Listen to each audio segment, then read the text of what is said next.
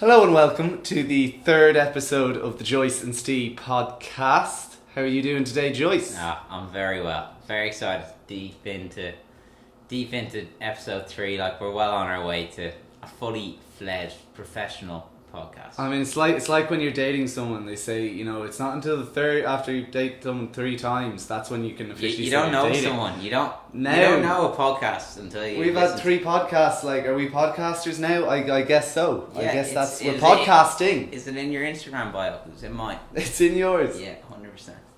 So, along with entrepreneur and digital marketing CEO, expert. like, I don't actually have a company, but like, good letters. CEO, Yeah, good letters. CE and capitalized, obviously. Obviously capitalised. I mean, otherwise it's just CO. Yeah, maybe like a rocket emoji after as well. Of course, That'd be pretty sick. Just show how much you're on the rise, you Yeah. know, with the tactical emoji placement there in your bio. So, tell me about your week. How you getting on? How was your last week? Haven't seen you a few days. Yeah, very busy weekend in work because I got kind of the floor manager was sick, so I got called up and had to be floor manager for the bar and the restaurant. Floor manager / podcaster / entrepreneur. Oh, he's got it Just all. all them slashes. The more slashes in your LinkedIn bio. / that's how it's influencer. working. You influence me, man. I like to influence people a lot in my daily life, you know. Fucking serious weather over here, though. We've been having. So Yeah. we've been having some in New York. It's been snowing, and then it's been sunny, and then it's been snowing again. And I know in Ireland back we had the Beach from the east. Had the beach from the east. We saw all your Snapchats. Everyone. Yeah. Don't worry, like. Ever since the new Snapchat update, Snapchat has been so dormant. Like, no one's fucking posting. And then, bit of snow, and everyone's all, look at me, I'm out in the snow. I'll jump in the snow. That'll be a good boomerang. Look how deep it is around my house. Bet you it's deeper than it is at yours. Oh, 100%. Having cabin fever setting in. Oh, Fucking God. house emoji. Nice one. Board games are coming out now. Oh, nice one. Drinking 4 days in a row. Glass of red wine. Love it, man. Love Hashtag it. Feast from the East. Yeah, so it's been a good crack over here. Gearing up for Paddy's Day on Saturday, and we got the Ireland-England game. I think Grand Slam at at stake. 2:30 GMT. It's gonna be a good game.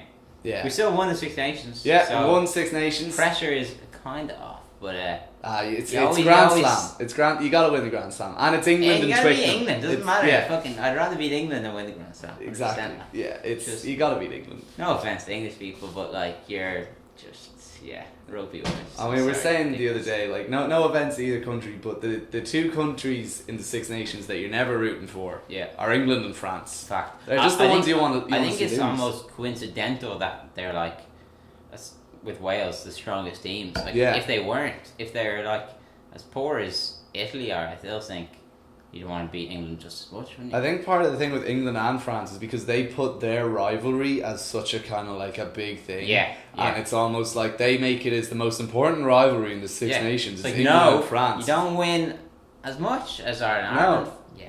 Anyway, And just 'cause they're Wales, smaller. and Scotland Wales, are on the rise. Italy have fucking some stuff. Yeah. They got Parise. Yeah. Good pizza as well. So we've got a few little tidbits, a little bit of news that we're going to run through before the main segment. The main segment of this show is an interesting one. It's Universal Basic Income, UBI. And it's a hot topic. We'll get into that in a minute, but first, a little bit of news that tickled our fancy. I know number one for me was on Sunday night, last week tonight, with John Oliver is the name of the show. He did a 25-minute segment on cryptocurrencies, and he went into Bitcoin, the Bitcoin bros, the Lambo buying Bitcoin owners, all the acronyms associated. We got HODL, we got Moon, we got Lambo, Lambo's not an acronym, but it's short for Lamborghini. Yeah, if you didn't know. It was really, really funny. He got into like BitConnect and BitConnect Carlo. So if you haven't watched that video, we'll put a link in the description. You gotta watch it. But overall, like, I know I read a lot of news in the space, and I thought he did absolutely great job. I think one of his lines was, "It's everything you don't know about money combined with everything you don't know about computers," and that's what like blockchain and Bitcoin is. And he's absolutely on the ball. Like, I think one of the biggest problems with adopting the new technology is that everyone who knows anything about it is kind of secretive with their info somewhat, and when they go to explain it, it's like they make it confusing, and for everyone they're kind of like, oh, I know what it is, but I don't really know how it works or anything. And I think it's great that he kind of broke it down and kind of admitted that. Yeah. Like he did miss out a little bit of stuff, like some of the amazing projects that are, trying to solve world hunger and voting in, sub-Saharan African countries and stuff. But basically the alternative uses for the cryptocurrency and the blockchain technology, apart from just as a quick get rich quick scheme. Exactly, but like that's not as interesting. No, so I completely understand. If you want to learn some more, Google blockchain for social change. It's interesting. Link below. Yeah. Well, we'll try. We won't remember, but maybe.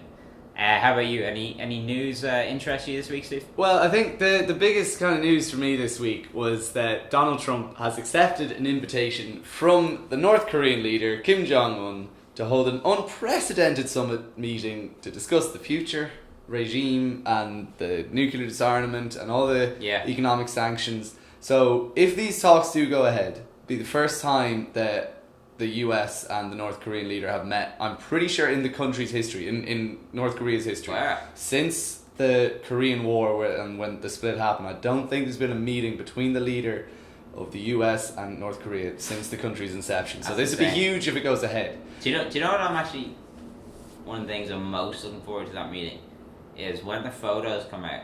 Yeah. The memes. Oh, the memes. It's just going to be, you're going to see a year of memes just in that one day. Yeah. So my question is, okay, Joyce, you're Donald Trump, but you're not Donald Trump, you're just you. So but you're the president of the United States. Oh, wow. And you're going to North Korea to meet Kim Jong-un. What's the game plan? What are you going to tell him? What are you going to ask him? How are you going to lay down the law? What's the handshake, scenario? What's the handshake well, like, what's your game plan? Come on, talk to me. Alright, so I walk in and it's a weird one because you got to be friendly. Like, he's invited you to his country, you know what I mean? And, not many people get to go to North Korea just off an invite. And I go in and I go for a regular handshake, keep it pretty firm, maintain eye contact with a minimal smile. Like, sort of grin, not like a sinister grin, but like a friendly grin, like, how's it going? And I'm happy to be here, but I'm still a serious man. I don't know what I'd say now. I don't that's a, what would you say? What would be your, like, your motive? And what would be your, ulterior motive as well going into that? What are you thinking long term and, get out of that one meeting? You see, it's difficult. Mostly, I just want a few questions answered about, like, how the country survives. Okay. And, like, because they seem to have no money. They're pumping all this money into the nuclear arms and the military and stuff, and the people are all starving. So you want to think that if he's inviting you, then he needs a bit of a handout here. He needs the economic sanctions to end. I think they must have reached a breaking point. Maybe they're sitting on a shitload of vibranium. Maybe. You never know. You never know. That feels very racist, though, isn't it? Oh yeah. So we've had a lot of people loving Black Panther. We love Black Panther, but there's been one person who attacked us on social media claiming that Black Panther was racist towards black people. Yeah. Well, we dispelled that myth, and we came to the conclusion after said person who won't be named said, actually, you're completely right. I'm a big racist, and Black Panther's amazing, and there's no cultural appropriation at all. Yeah. But aside from that, great week. There was one other story that we want to touch on. Ah. A little funnier of a story, I know, a little less serious. Story. Okay, so you may have seen after Liverpool's defeat last week that there was a fan leaving the stadium, and the fan was recording, had his daughter in the passenger seat, and he shouted something at Jamie Carragher, who was taunting him, saying, 2-1, 2-1, 2-1, and Jamie Carragher proceeded to roll down his window and spit on the window of the fan. While his 14-year-old daughter was in the car. Jamie Carragher, of course, is a Sky Sports presenter, former Liverpool player, well-respected guy in the football scene. Rumoured to make £1 million a year off Million that, just pounds? off that Sky Sports. Just Sky? Just off Sky. Not Okay. any no endorsements or nothing, just So the Sky. pretty deal. well paid, not too bad. Paid like a Fortune 500 CEO. Never won a premiership. Oh, but so what are your thoughts on how he should be sanctioned, and should he stay at Sky? Does he deserve it? Does that guy have a reason to say that he can press charges against Jamie Carragher for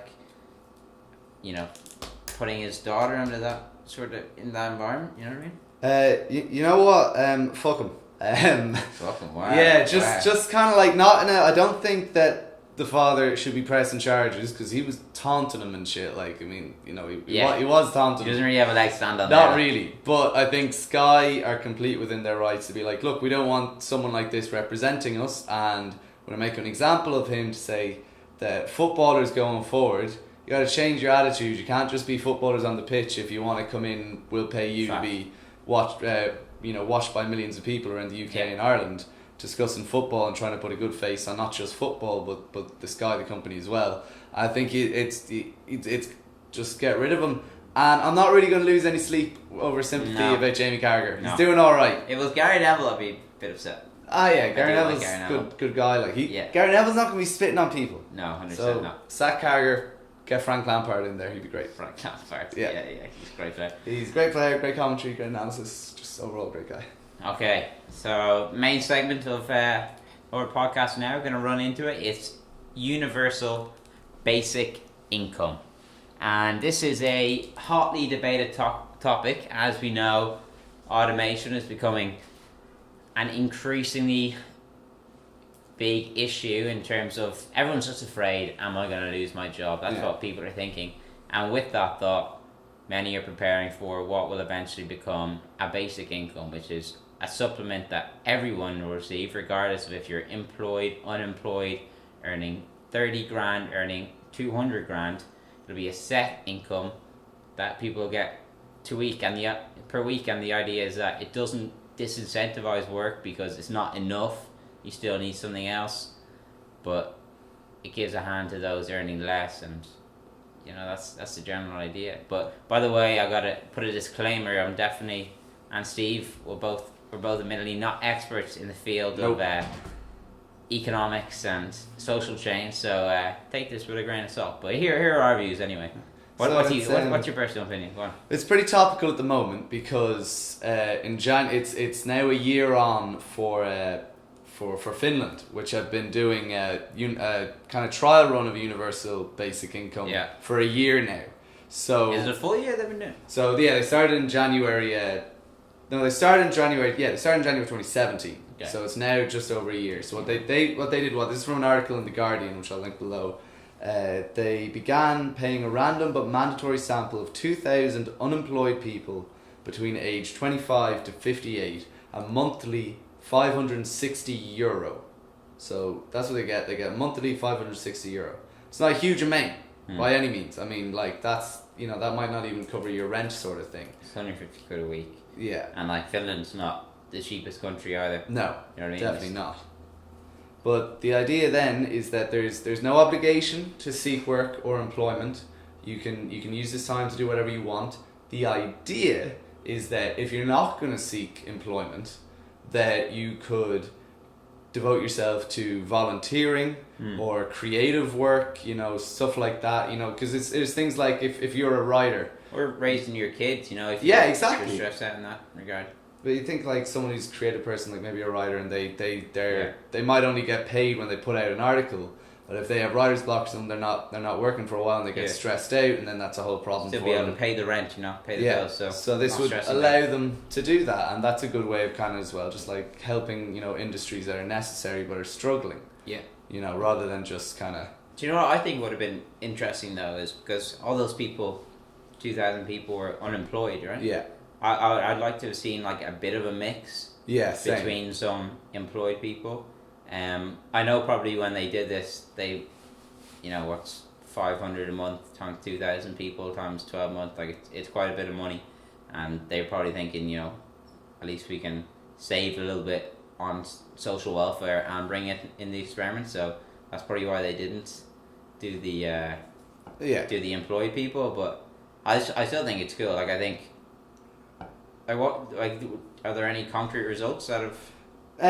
Not massively. I mean, I know. I saw one guy on a documentary he was interviewed, and he actually found an internship, which had turned into a full-time job, in Finland, and he was on universal basic income. So, he had more time to apply to a job. He was actually in a position where he could take an unpaid internship that eventually led to a job, and he probably wouldn't have been able to do that otherwise. My big problem with universal basic income though is like, how do you introduce it? Because if you introduce it and you're earning a low salary, you're gonna say, "Oh crap, I don't need to work anymore." Well, not everyone is, but some people are. You're disincentivizing work for a certain percent of the population, and that population is absolutely crucial to the economic structure of a country, because those people are your service workers, your people doing the jobs that not everyone wants to do, the typically lesser skilled jobs. And then also you might have some people who are, near retirement, and they might say, okay, now I don't have to work. I was only going to work for another 2 years, and now I have this, I'm going to retire early. And then who can fill those jobs? Like there's a lot of questions to be asked, you know what I mean? Yeah, but I think definitely the hardest part is going to be introducing it. Because there is obviously, for a lot of people, they just think that's just going to create a welfare state. Everyone's going to jump off. If people don't like their jobs, they're just going to jump off their jobs, hop on the universal basic income. And then how do you fill those jobs? The thing is, you introduce it kind of like in Finland with a very low figure. You just introduce it with something low, and then I think. Do you mean a low monetary figure or a low monetary figure? So you're giving everyone a set amount of money, but it's only like $300, $400 a month or something. Yeah. Okay, you think it $100 a week. Okay, that's what you're getting. Yeah. It's an extra $100 a week. What that could allow people to do is work shorter weeks. So if you think $100 a week, that's for a lot of people that's one working day. Yeah. So people could now work a 4-day week. Yeah. So what they kind of want to do then is see if there's unintended benefits, such as having a positive impact on things like anxiety, prescription drug prescriptions, that's interesting, doctor yeah. visits and stuff like that. So that if you're improving the well-being, the mental health and the general physical health of your population, are they going to be then more productive, happier people, live better lives, less crime, all these kind of things that you can kind of like extrapolate off of this. And you think as well, people who are raising kids, and this would allow them extra to day to pick up their kids. Yeah, if you're a mother and father, something. you can now have 3 days a week with your kids being cared for when you're both at work, and then one partner can take a Thursday off, one partner can take a Friday off, and then the kids are with the parent 4 day a week. Yeah, I like that. There's things like that can really help. You think of things like people who want to start new businesses, they want to start a startup, but they can't devote and commit the amount of time that's necessary to start it up because they have to work a full-time job to pay rent and feed their family and stuff. Yeah. What they can do now is again take a shorter week and use that extra time that they're now gaining to work on their side projects, their side hustles, their businesses and stuff. Do you know what? I do completely agree, but I think people will be resistant to the idea of shortening their work week. I think people, they're represented by their career, by their job. When people introduce themselves, they say, hi, my name is Ryan, I'm a XYZ. You know what I mean? I don't think everyone wants to have that less association with their job. I think the idea of work is something that we've become so accustomed to, and we feel like we are our work. Everyone's like, if I didn't have a job, I wouldn't be able to do this. But the idea of work is a pretty new idea in the longer scheme of humans, if you know what I mean. Like, how long have humans been working? Before that, we just lived for ourselves and lived off the land. Hunter-gatherers. Yeah, and not everyone went to an office and sat in the train for 2 hours a day and then came home for 3 hours to chill and give out to their wife or whatever and then go back. You see, I think the problem that stems from capitalism being our dominant philosophy in the Western world, which means that our self-worth is so intrinsically linked to our monetary value. To our net worth. Yeah, exactly. To our net worth. That's what you as a person are worth. Is this figure of monetary value of whatever that you've accumulated over your lifetime. Yeah. How many assets you have as a... And it's obviously that's what we're entrenched in now, and changing people's minds about that and saying, you know, you don't have to be done by that. You know, you can be valued by whatever you choose to be valued by. If you have to work a job but you want to be a painter on the side, something like universal basic income would allow you to work your job to live, but then you can be whatever you want to be on the side, because you don't have to, going to get paid for that essentially anyway. More times to work on what you're passionate about. Yeah. You know, because not the idea of, you know, do something you love, you'll never work a day in your life. Like, it's a lovely saying, and it looks great over a little picturesque picture on Instagram. Yeah. But like, is that two people on a sunset? Yeah, is that neither of them are working right now, are they? So yeah, is that realistic? Like, is that realistic for everyone? Like, do you think that, you know, Jeff Bezos goes to work and he thinks, oh, I've made it. This is what I love to do. I love going to meetings with executives all around the world. Like, he might. He absolutely might, but I don't think everyone does. I don't think everyone does either. I think it's a much better idea, as you said, to, you know, you work your days. Hopefully you kind of enjoy it and you work with okay people and you have a good job, but you have plenty of time to do things that you love to do. It'd be like, fucking, I don't know, hill walking or painting, as you said, or making music or going to the park. I don't care what it is, but things you really enjoy doing. You know, more time to do that stuff. And if you think about introducing it to the you obviously you're gonna have to tax the rich more. Yeah. In order to pay for it. The only way to do this whole thing is about redistribution of wealth. So the people with the most money are gonna have to give the most money away in order to pay for this. But and they're not really getting money. I believe the way that should work is that the super rich. Yeah. You know, I think it should be a staggered thing, like general completely, taxes, but even more so than income tax and gains it should just be really steep. I mean, after you get over $1 billion, you got to start thinking that, mate.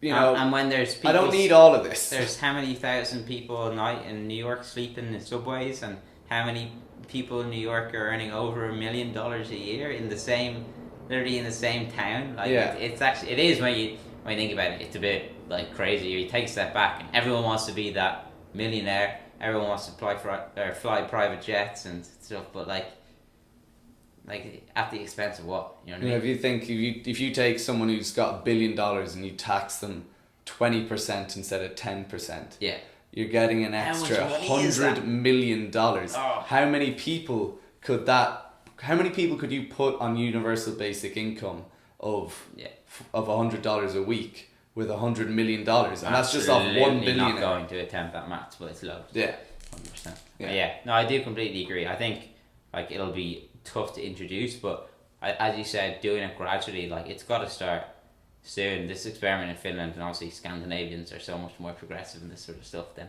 you know, America and even like UK and Ireland. But yeah, I think it's got to be a gradual thing, but I'd be fully on board with them starting in whatever capacity that is to begin with.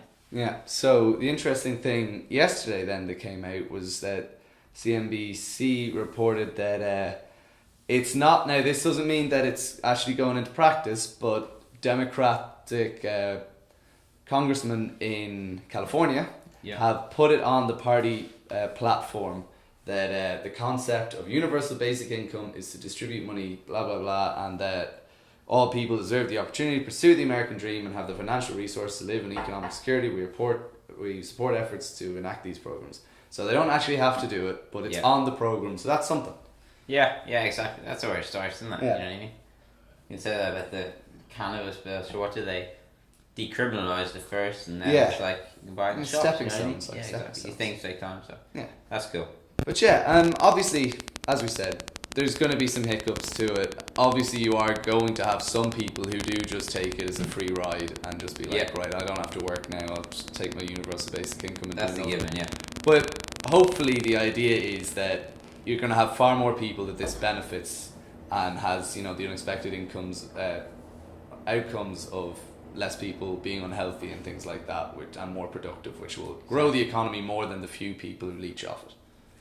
And if you do have any thoughts or comments, please please leave in the comments. Give some questions. We'll try rebuttal them on the next podcast. Yeah, 100%. Yeah, sounds good. Yeah, I'm sure there's plenty of people who will. Speaking of questions, are we on to questions? Yeah, I think that's that segment over. We're going on to the fan questions. Favorite bit of the podcast where you get to chime in and be a part of the Ste and Joyce podcast. I mean, this is even though the questions are anonymous, which should make it more attractive for you guys to.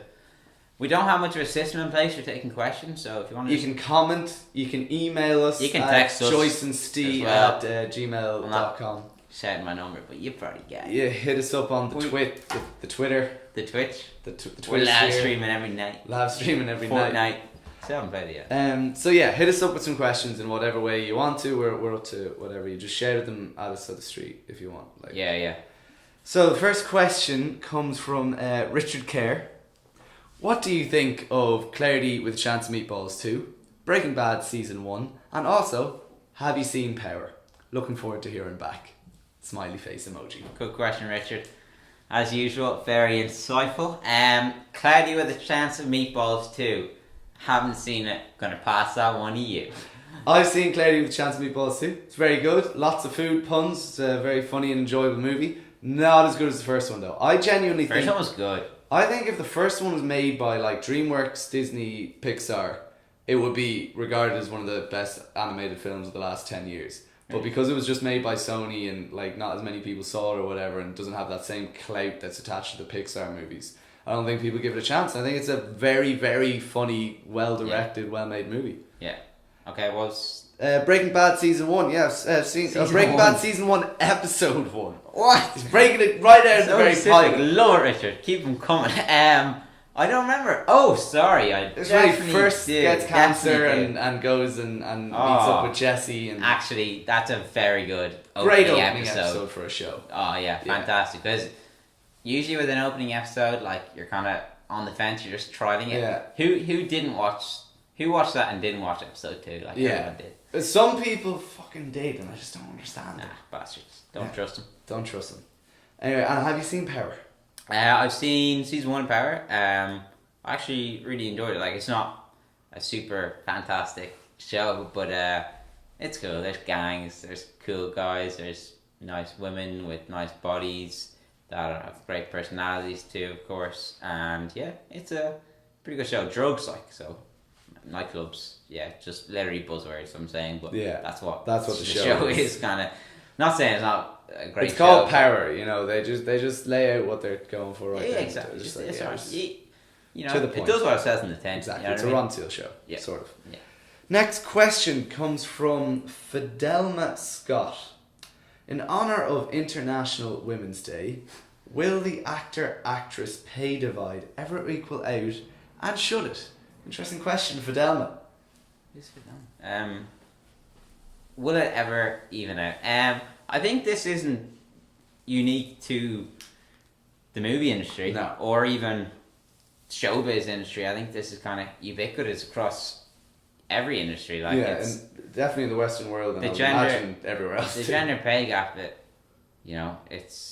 kind of stems from this idea that a lot of women will, at some stage, have a child, and employers are slightly less attracted to hiring them because of that reason. I don't know if that holds true, especially with younger women, just recently graduated women or whatever. I don't really know if it's true at all, but as well, you got a lot more stay-at-home dads as well now. Stay-at-home dads? Yeah. Really? A lot more of them now than you had 10, 15, 20 years ago. The pay gap is considerable, and I don't see a reason why. In my working life and everything, I've never noticed a pay gap or anyone hire a man over a woman, but everyone has their biases, and I still think, typically in large corporates and stuff, people like to hire people like them, and if I'm a man, I'm more likely to hire a man to succeed me than a woman, just because I like hiring people like me. I think that's just a general human bias that people have, and there's only one way to change that, and that's to make it more attractive for them to hire women and be incentive. If that means an incentive, you get a tax break for hiring a woman, maybe that's the way to introduce it. Maybe it's the only way that it's gonna happen. Exactly, and maybe that could be a good thing. And then you're gonna have the argument. You're gonna have probably women likely giving out as well at that and being like, that's not equality. Yeah, that's not equality. Yeah, and in fairness, it's not. But like what you're getting now also isn't equality. Yeah, you know what I mean. And let's try and make that change. Maybe take one step forward, one step backwards, take two steps forward. Exactly, Steve. Yeah. But I think we answered that pretty well. well. Yeah, well, just focusing on the movie industry. I think. What's your thoughts on the movie industry now? Well, the interesting thing at the moment is that, like, I mean, if you would ask any box office expert, any producer, pretty much anyone at the start of 2017, the start of last year, what's going to make more money, Wonder Woman or Justice League? Fucking, there's never been a proper superhero movie starring a woman lead before. You've had shitty kind of like Catwoman and shit on the side, but never had a proper superhero.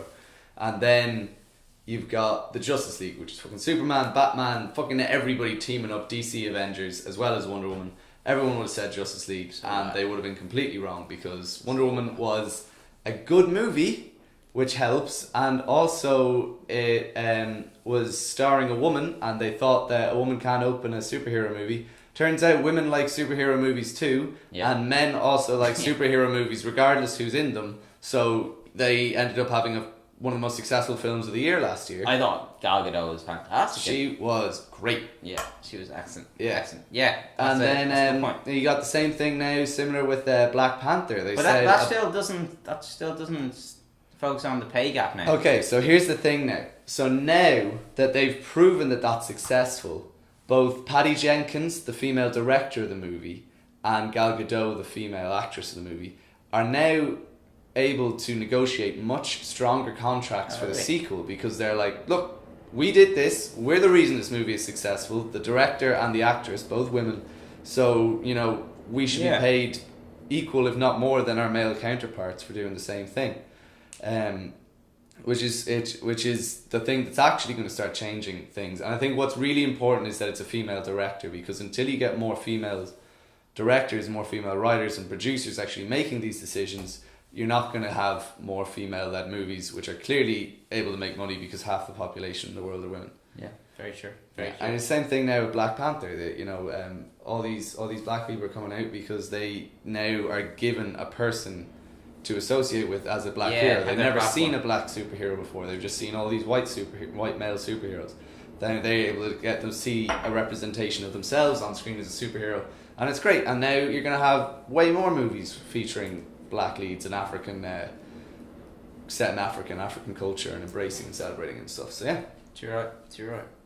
Yeah, that's cool. So this one comes from Foxy Power. I would like you both to think of something that doesn't have a name and then name it. Oh, I had all week to think of it. Yeah, I know. I saw this question after the last podcast, and I thought, you know, I should think of something good for that, and I didn't. Literally, this is the first time I thought about it properly. Okay, I'm going to think of something. Okay, this is pretty hard. Yeah, it's pretty hard. A lot of things already have names. I'm literally looking at items and that's probably not the best way to go about this. Okay, I'm just going to do that. I'm just going to go for the first thing I see. Okay, so you know when you have a bottle of hot sauce? Yeah. And it's getting down to the very end of it. So you put a bit of water into the bottle, close it up, shake it up, and then you get all the sauce mixed in with the water, and it's an extra bit of sauce to pour on your food. That's such a good one. Doesn't have a name. Yeah. So I'm going to name it. So you don't want to just go for fucking spice water like that. That's a good one. You think spice water is good? That's quite good, yeah. I was going to go for like watered down fucking hot sauce. That's too wordy. Yeah, I know. I feel like it should have its own word. Like, so if you're coming up with a whole new thing. Butter. Butter. Spicy water. Man. Spicy. Spicy. What about just going like outside the box and just going like lawn strap? Just something ridiculous. Because there's so many weird names. Like, yeah, so many weird names. Alright. Right, I'm going to call it Splotter.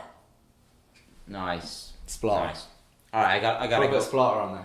Oh, Splotter's good. Yeah. Alright, you know when you have a sticker and you put it onto a surface that you probably shouldn't have, and then you're trying to peel off the sticker. Yeah. And so then like bits of it getting left on the surface. I just thought of that there. Yeah. What do you call those bits? The little bits. The little annoying bits. They have to scratch through the yard. Oh, they're and so then they annoying. leave a mark after. Yeah, there's no getting rid of them really. Fucking sticker hairs. Sticker hairs. Sticker God, hairs. fuck, you're all good at this, man. Should have been a namer. Should have been a namer. Should have been a namer. What about? Oh, sticker. Sticker is really good. It's actually Stickadoo. Spickadoo. Sticker residue. Sticker residue. Stickadoo. Stickadoo. I like it. I Yeah, like it's it. alright. And it's not bad. Okay, alright. English Okay. Dictionary 2019. Next question comes from. Well, if you have any thoughts as to what you call either of those things, then that'd be great. Yeah. So we have next. Oh, okay. From Sandy Travels. This is the last question? This is the last question. Oh. Sandy Travels. Replace the leading role in a movie with another actor or actress. Oh, that's good. Yeah, that's good. Pretty good. So there's a few ways you can go with this question. Okay. You know? So one of the ways that I was kind of thinking of going was replacing in Star Wars Episode 3, Revenge of the Sith. Yeah. Replace Hayden Christensen as Anakin Skywalker with Leonardo DiCaprio.